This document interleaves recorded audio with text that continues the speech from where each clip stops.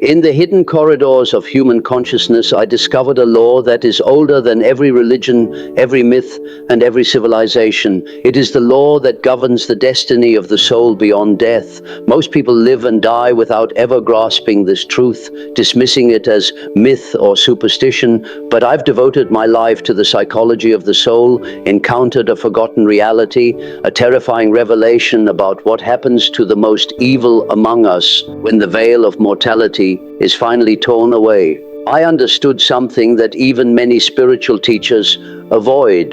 The afterlife is not a fantasy, but a mirror of the psyche. What we carry in the depths of our unconscious shapes the world we awaken into after death. And for those who lived with cruelty, malevolence, and conscious rejection of love, the afterlife becomes a prison of their own making, a place where the shadow consumes everything. This is the forgotten truth that I must reveal to you. The first shock that awaits the soul after death is what mystics and I alike describe as the mirror of truth. I taught that every human being carries a shadow, the dark and repressed side of the psyche that contains all the traits we refuse to acknowledge. In life, the shadow can be ignored, denied, or projected onto others. But in death, there is no veil, no distraction, no self-deception. For the most evil souls, those who embraced cruelty not by accident but by preference, the mirror of truth becomes unbearable. They are forced to confront not only the deeds they committed, but the full psychic reality of the suffering they caused. I observed that the unconscious is timeless, and in this timeless state, every action resonates endlessly. The murderer does not just see his victim's face, he becomes the victim, experiencing every ounce of terror and agony. The tyrant does not merely recall the policies that starved millions. He becomes the starving multitudes, feeling the gnawing hunger of every soul he condemned. The abuser does not merely remember his cruelty. He becomes the shattered child, reliving every cry, every scar, every broken piece of innocence. This is not symbolic, it is experiential, a direct immersion into the suffering that was once externalized onto others. I taught this forgotten truth: we cannot escape the shadow. If not integrated in life, it becomes the very fire that consumes us in death. After the mirror of truth, the soul enters what ancient mystics called chambers of purification, but which I understood as archetypal hells. These are not physical places, but landscapes of consciousness shaped by the very archetypes the soul distorted in life. Imagine a man who used the archetype of the father not to protect, but to dominate. In death, his soul becomes trapped in a realm where he is eternally powerless, crushed under overwhelming forces he cannot resist. The one who abused the archetype of the lover, corrupting it into lust and exploitation, finds himself in a wasteland of insatiable hunger, forever reaching for connection but feeling only emptiness. The manipulator who twisted the archetype of the wise old man into deceit and control now wanders through labyrinths of confusion, endlessly misled, never finding clarity. Each archetypal hell reflects the crime against the psyche. The universal patterns that were corrupted now become prisons that mirror the soul's corruption. The greater the distortion, the deeper the descent. I taught that psyche and matter are linked through synchronicity, that inner states manifest outwardly in perfect correspondence. In life, evil actions may appear to go unpunished. A dictator may live in luxury while his people suffer. A criminal may escape justice, but in death, the buffer disappears. The soul enters a reality of karmic immediacy, where every thought instantly manifests. The hateful soul feels hatred reflected back in waves of torment. The envious soul lives in a constant state of lack. The sadistic soul feels the very cruelty it once inflicted. This immediacy creates a cycle of self-inflicted suffering. The soul generates torment simply by continuing its own thoughts.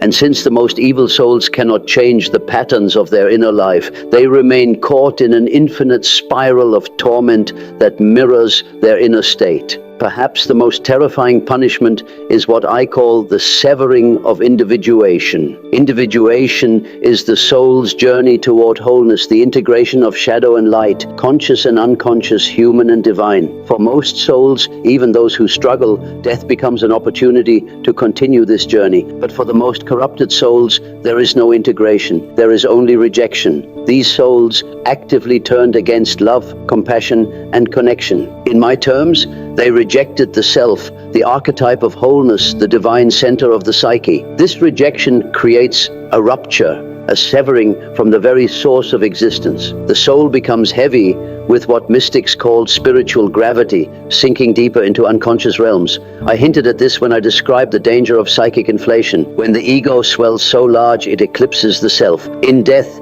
such inflation collapses inward, creating a black hole of consciousness. The soul becomes trapped in its own void, unable to rise, unable to reincarnate, unable even to dissolve. This is not annihilation, it is worse. It is eternal stagnation, consciousness without growth, awareness without connection, existence without meaning. I often spoke of the collective unconscious as a vast ocean containing all human archetypes and experiences. But what happens when a soul rejects not only its personal shadow but also its connection to the collective? The result is what ancient traditions called the outer darkness, a realm so far from the source of light that even divine mercy cannot reach it, not because mercy is absent, but because the soul recoils from it. These souls experience love as torment. Higher vibrations feel like fire against their corrupted state, and so they retreat further into isolation, spiraling into realms beyond what most traditions even dare to describe. Here, the most evil souls become parasites,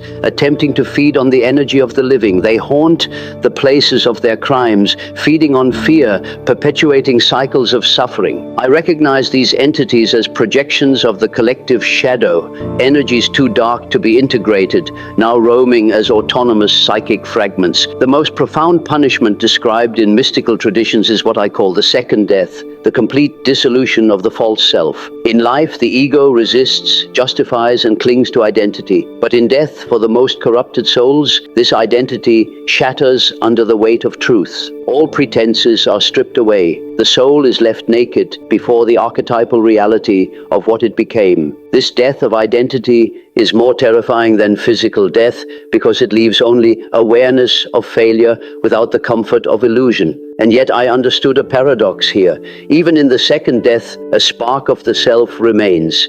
The divine seed cannot be extinguished. It may lie buried for eons, dormant beneath layers of shadow, but it persists. And in this persistence lies the faintest possibility of redemption. Here lies the paradox I grasped but rarely voiced. Even the most terrible suffering serves the evolution of consciousness. The punishment of evil souls is not arbitrary. It is the natural outworking of their own choices, the reflection of the psychic law that we reap what we sow. But within this punishment lies the seed of transformation. Just as pressure forms diamonds, the torment of the most corrupted souls eventually creates fractures in their darkness. Through these fractures, light seeps in, sometimes after what seems like millennia. This process, described by mystics as the inevitable return, is agonizingly slow. But it reveals that even the deepest shadow is not absolute. The self remains the hidden center, waiting for the moment when the soul, broken and exhausted, whispers its first word of truth: I was wrong. That whisper becomes the turning point, the beginning of what I call individuation beyond death. Why I must speak of these horrors? Why recall this forgotten truth about the punishment of evil souls? Because every choice we make in life shapes the reality we will awaken into after death. I have always taught that what we resist in ourselves does not disappear. It grows in power. The shadow ignored becomes the shadow that consumes.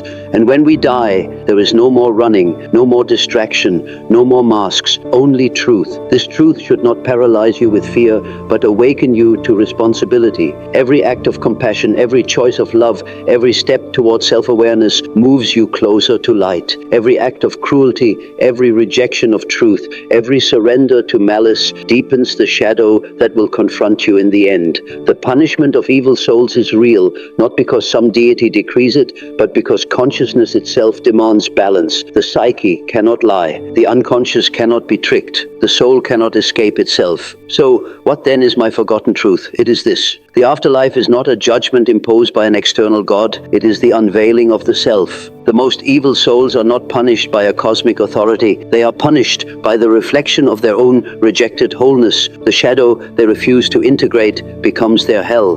The archetypes they corrupted become their tormentors. The self they rejected becomes the eternal witness to their suffering. This is the law of spiritual justice. Perfect, precise, inescapable.